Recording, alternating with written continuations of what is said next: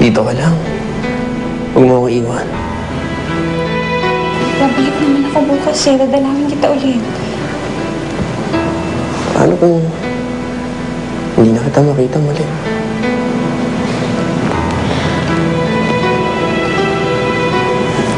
Huwag kang mag-isip ng ganyan. Ang importante, nagising ka na ngayon. Yun ang isa sa mga dapat mong ipagpasalamat.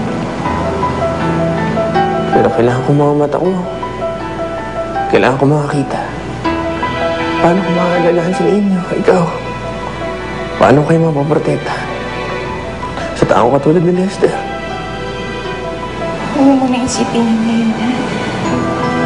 Ang importante, gumaling ka, magpalakas ka. Dadalawin kita parate. Sige na.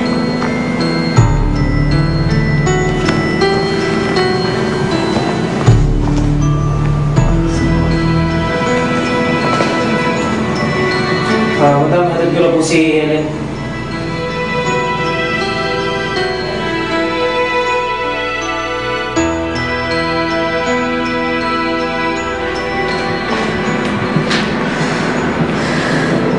Helen, umiyak ka ba? Bakit ganun, Borge? Bakit nangyari to kay Dave? Bakit siya nabulag? Siya na lang natitira kong pag-asa para makita si Ninyo eh. Huwag kang mag-alala, Helen. Makakita rin siya ulit. Habang bulag siya, hindi ko rin makikita si Ninyo. Sorry, Borge. Naging makasarili ako. Okay lang yun, Helen.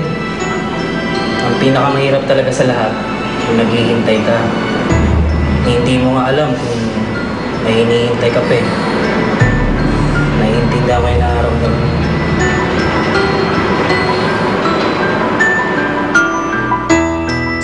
Mahirapan na naman tayo sa sakayan mamaya eh.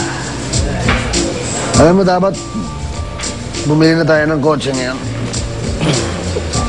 Pare, sarado na. Gabing-gabi na, oh. Bukas. Pwede bukas. Bumibili akong kotse, sakay ka na. Pwede. Pare, Oh, pinapabot ni Yoli.